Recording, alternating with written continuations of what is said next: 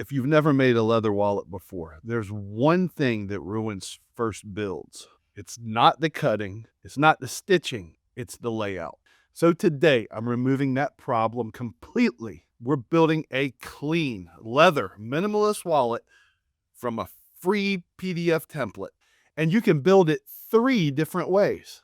And once we've built these wallets 3 different ways, I'm going to tell you exactly how you can get your hands on that free PDF template of mine. Let's make something real. So let's talk about the 3 different leathers that we're going to use. First one is the leather that came from our scrap bin. Now this, I do believe, was not chrome tanned. It was some type of oil tanned or veg tanned, dyed veg tanned, something of that nature. Some decent spring to it. And it's thin. We're probably looking at, 3 to 4 ounces for this. And you can see it on the depth. Yeah, it's about, this might even be 3 ounces, closer to 3. That's the one we're going to use to make a wallet that is both riveted and stitched together. We've seen what the scraps can do. What I wanted to do was find a premium leather, and that's what we're looking at here. I picked this up from Hobby Lobby. Okay, Triumph leather, one of the most versatile leathers. We carry rugged top grain leather, offers strength and durability that stands up to use. These 5 to 6 ounce pre-finished trim pieces are great for Western, blah, blah. Okay, so let's see. Is this 5 to 6 ounces? Probably closer to 5. This, I believe, is not a veg tan piece. I'm sorry, not a chrome tan piece. Never said, it just says dark brown. And this says Triumph leather. But one way you can tell is if you take a little scratch on it, and then if you can rub it out. Let's see if we can rub most of that scratch out with our finger. That means it's probably oil tan or veg tanned. Okay, so this is what we're dealing with right there. This is flexibility. Let's make a nice, durable, minimalist wallet. And this one we're just going to stitch. So, cool. This last one was purchased from Michael's. This is straight up veg tan. Looks like tooling leather, so I'm not sure what parts. If this is actually like tooling belly, which I don't think so, because it doesn't look like it. It's some type of leather you can tool. So this is definitely veg tan. It's a lighter color. And the nice thing about veg tan is once you oil it up, you can oil it and develop like a really awesome patina. I made this one not that long ago out of straight veg tan. If you can look at it, man, just look at the richness. Look at the depth. Yep. You see it all right there.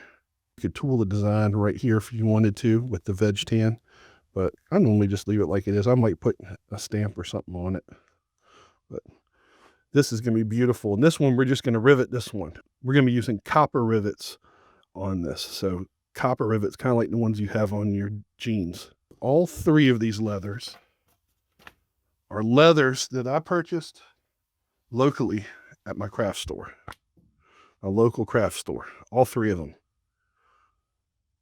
So you'll be able to make these same wallets at home. Let's get to making. This is where the wallet is really built, before the knife even touches the leather. You'll notice here I've got 2 lines and 2 lines over here. Use the inside lines if you're going to be stitching, and use the outside lines if you're going to use rivets. The holes on both sides are your marks for rivets, but you're going to have to punch this hole and this hole no matter what, because this is where your cash slot is. Mark everything before you cut anything at all. The first way we're going to make this wallet is by using copper rivets and natural veg tan leather. I'm using a scratch awl to trace around the template directly onto my veg tan leather. I'm going to use a straight edge and a utility knife for the straight cuts. And then I'm going to use an X-Acto knife for the curved cuts. This particular X-Acto knife came from Harbor Freight, and it's their hobby knife.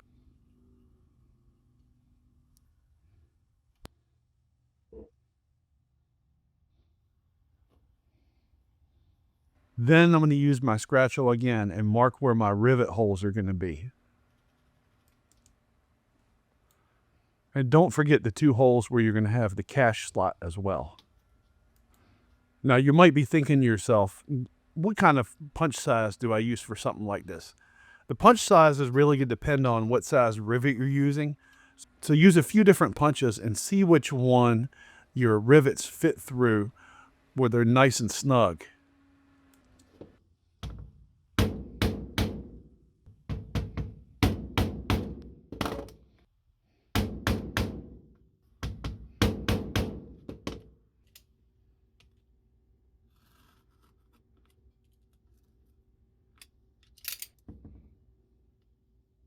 If you've never set copper rivets before, they're not the easiest things to set, but they do look amazing on a final workpiece.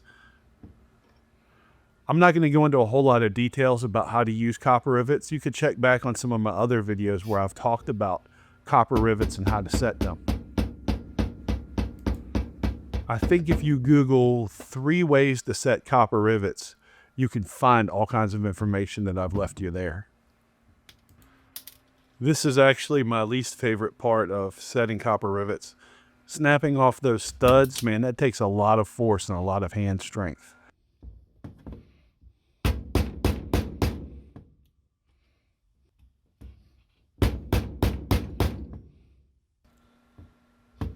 I cut my studs a little too long, so using the rivet setter didn't really put them down as far as they need to go.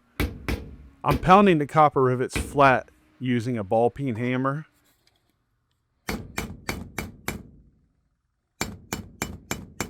And then switch it over to the curved side so I can give these rivets a little bit of texture. And I really love the way these things look when they're set like this. Then just a little bit of sanding around the edges to even everything out.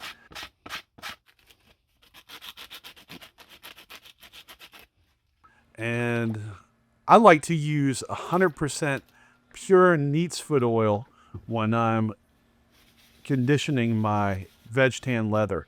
It darkens it a lot, but it gives it a real nice look.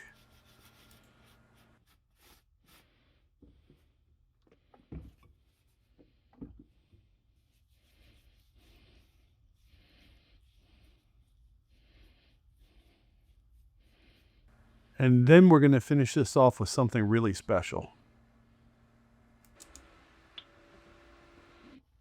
And believe it or not, after some time, this can go from looking like this to looking like this right here. Now that we've got it oiled up, oil's going to darken everything. But we're going to finish up with some big stacks of leather butter. You can find this in my store. It's all natural. Conditions, all leather, protects, hydrates. Just put it on, let it soak in for a few minutes.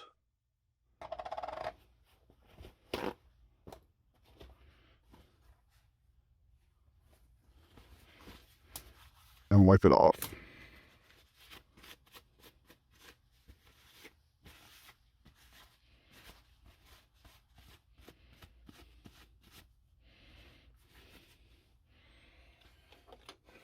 Just clean a little wax out of these holes. And we're all done.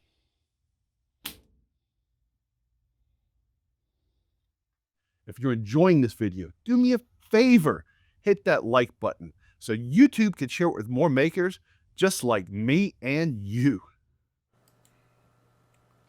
So next up, we're going to use the premium leather that I got from Hobby Lobby. And we're going to stitch this wallet. This is only going to be stitching. This time when you cut that template, be sure to use those inside lines, the lines that are inside of your rivet holes on the template. And we're still going to be punching our holes for the cash slot, punching those holes and then cutting the little slot in with a utility knife.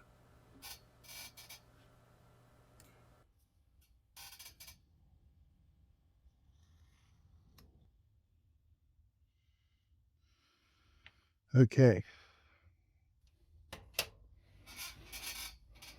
And we're going to set our wing divider. I can't remember if I did 3/16 or 1/8. It was one of those two, I think. But I used that, and we're going to mark our stitching lines where we're going to use our chisels to punch the holes for the stitching.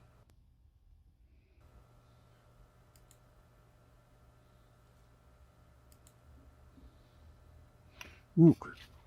Switch this out. I always like to use the last prong of, or the first prong, whichever way you want to look at it, of the stitching chisel, and place that just outside of the leather itself so that the stitching holes match up perfectly whenever you put it together and start stitching them.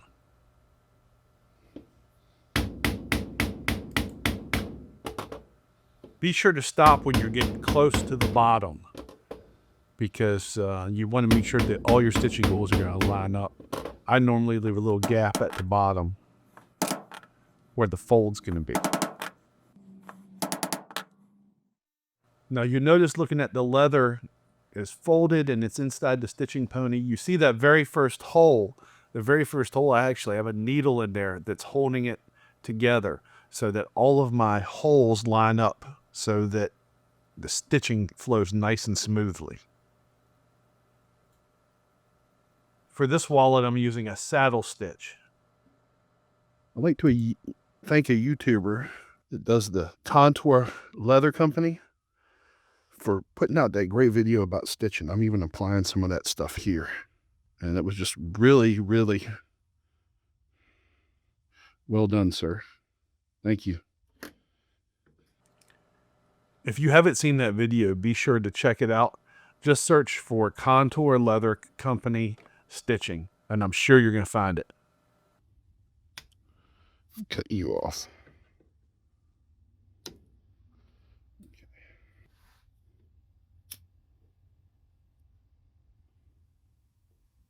Now this is a stitching hammer. Do not use a regular hammer for this. The surface of this hammer, you see, is slightly convexed, so it will not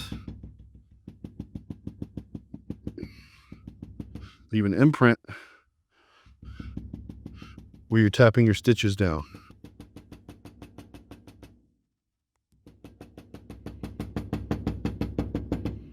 And our stitched minimalist wallet is done.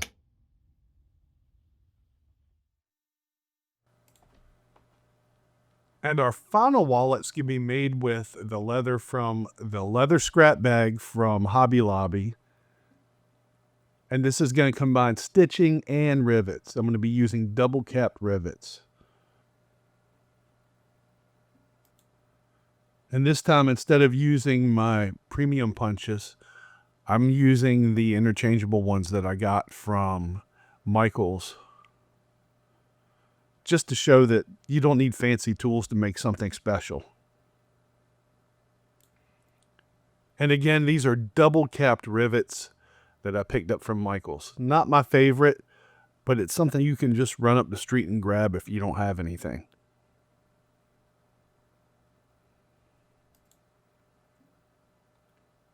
These rivets even come with their own setter and anvil.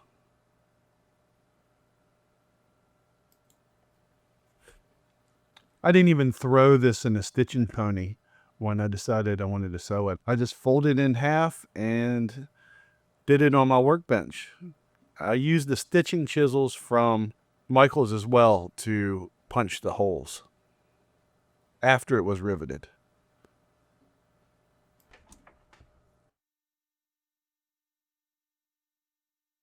Three of our wallets here with cards and cash. You'll see how easy this just slides in there. And I've been using one of these for years now. I can keep, like, I don't know, 6, 7, 8 cards in there. This is going to be the simplest wallet that you're going to make, and there's different ways you can make it. It carries cards and cash. I love this wallet. Been using it for years now. This is a modern wallet with just enough old school built in. Now, if you want that free PDF template, all you have to do is join the Big Stacks family of makers, and membership is absolutely free.